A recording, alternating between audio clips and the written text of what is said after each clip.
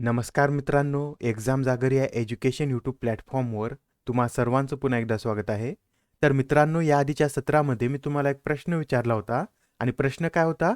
तर उत्तर प्रदेश सरकारने मथुरा वृंदावन या तीर्थक्षेत्राला कधीपर्यंत निव्वळ शून्य कार्बन उत्सर्जन पर्यटन स्थळ बनवण्याचे घोषित केले आहे? तर या प्रश्नाचं योग्य उत्तर आहे पर्याय क्रमांक 3.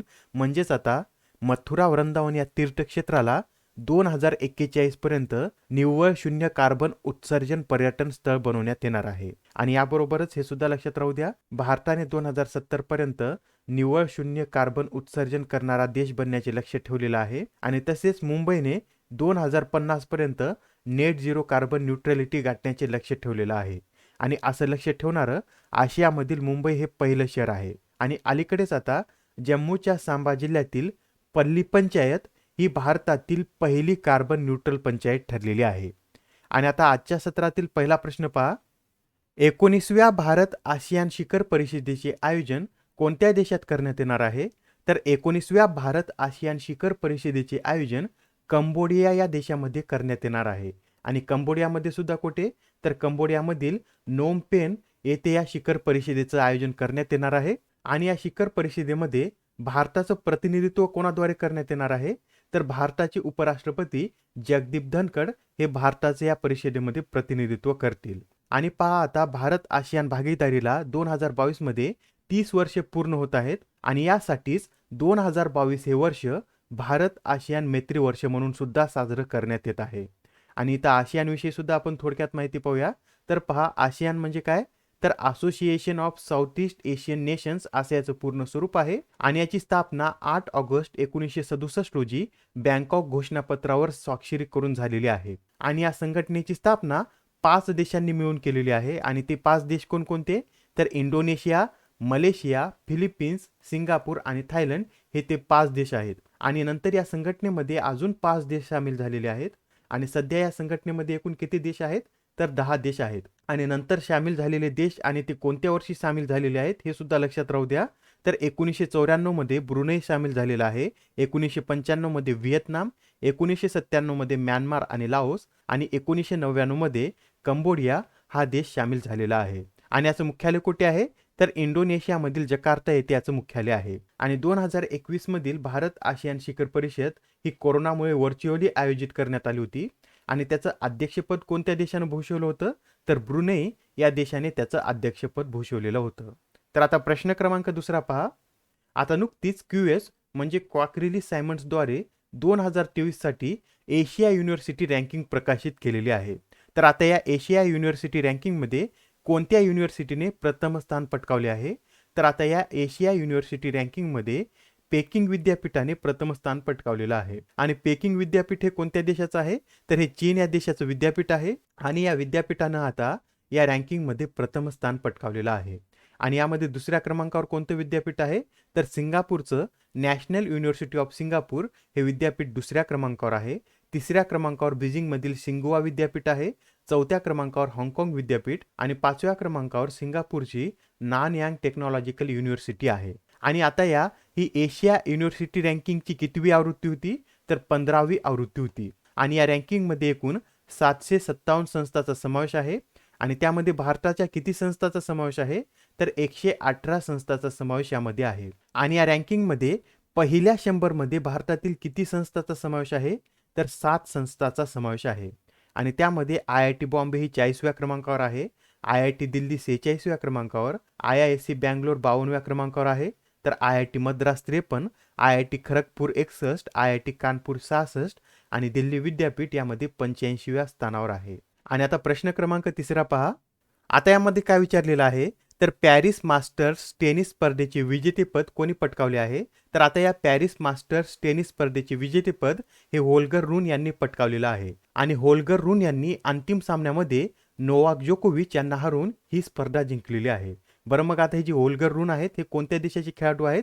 तर ते डेन्मार्क या देशाचे खेळाडू आहेत. लक्षात राहू द्या, होल्गर रून हे डेन्मार्क या देशाचे खेळाडू आहेत. आणि तसेच आता होल्गर रून यांचं त्यांच्या कारकिर्दीतील हे पहिलंच ATP 1000 मास्टर जेतेपद ठरलेलं आहे. आणि आता या विजेतेपदासह वोल्गर रून हे ATP क्रमवारीमध्ये 10व्या क्रमांकावर आलेले आहेत. लक्षात राहू द्या, महत्त्वाचा प्रश्न आहे. पॅरिस मास्टर्स टेनिस स्पर्धेचे विजेतेपद हे वोल्गर रून यांनी नोवाक जोकोविच यांना हरवून जिंकलेलं आहे. आणि आता प्रश्न क्रमांक 14 पहा. आता नुकताच 2021 आणि 2022 साठीचा कुलदीप नय्यर पत्रकारिता पुरस्कार जाहीर झालेला आहे. तर त्यापैकी 2022 साठीचा हा पुरस्कार कोणाला देण्यात येणार आहे? तर 2022 साठीचा कुलदीप नय्यर पत्रकारिता पुरस्कार हा अरफा खानम शेरवानी यांना जाहीर झालेला आहे. काय नाव आहे यांचं?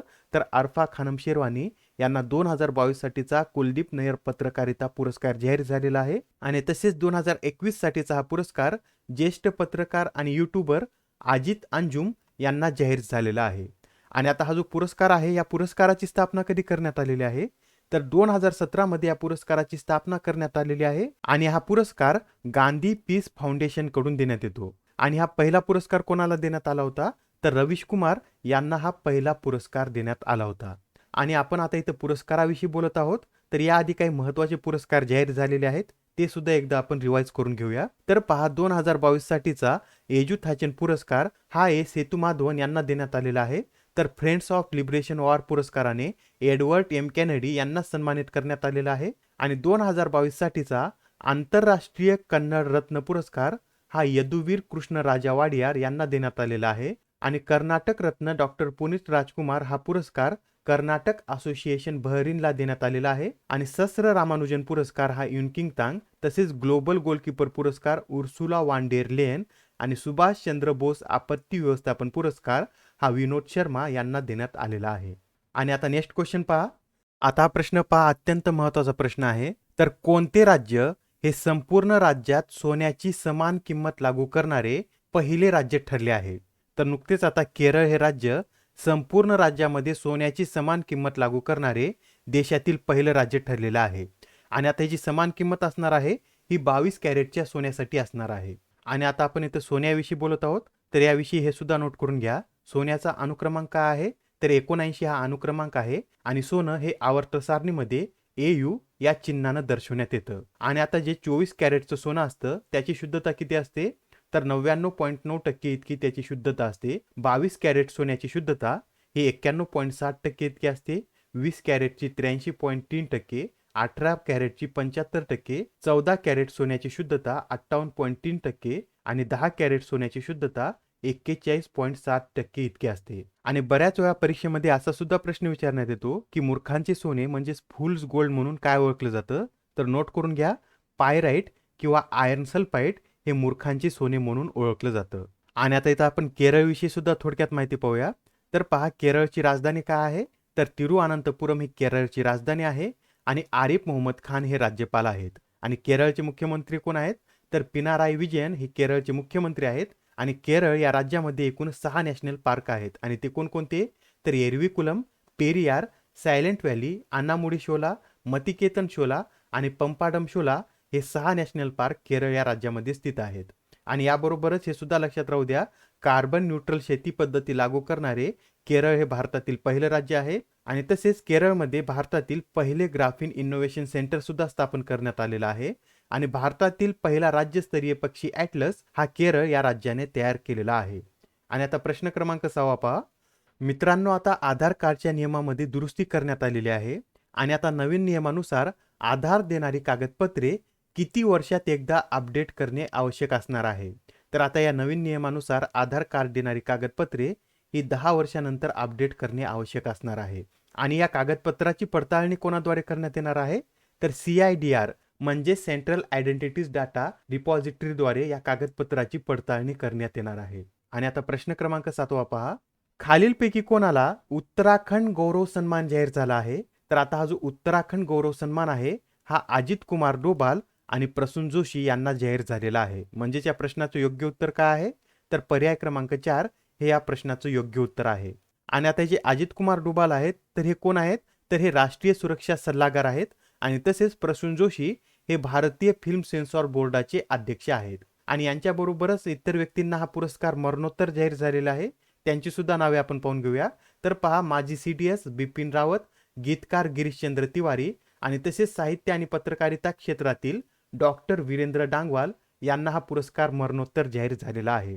तर आता या सर्वांची नावे लक्षात राहू द्या. उत्तराखंड गौरव सन्मान हा पुरस्कार अजित कुमार डोभाल, प्रसून जोशी, बिपिन रावत, गिरीशचंद्र तिवारी आणि डॉक्टर वीरेंद्र डांगवाल यांना जाहीर झालेला आहे. आणि आता नेक्स्ट क्वेश्चन पहा. अलीकडेच चर्चेत असलेली बेडू ही उपग्रह नेव्हिगेशन प्रणाली कोणत्या देशाची आहे? तर आता ही जी बेडू उपग्रह प्रणाली आहे ही चीन या देशाची आहे. आणि सध्या ही चर्चेमध्ये काय आहे?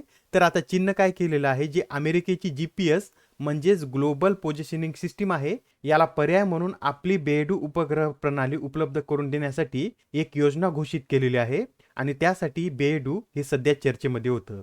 आणि आता ही जी बेडू उपग्रह नेव्हिगेशन प्रणाली आहे ही 2020 मध्ये औपचारिकपणे कार्यान्वित करण्यात आली होती. आणि बेडूच्या ऑपरेशनल सिस्टीममध्ये एकूण 35 उपग्रहांचा समावेश आहे. आणि याबरोबरच इतर देशाच्या सुद्धा काही नेव्हिगेशन प्रणाली आहेत, त्यांची नावे सुद्धा नोट करून घ्या.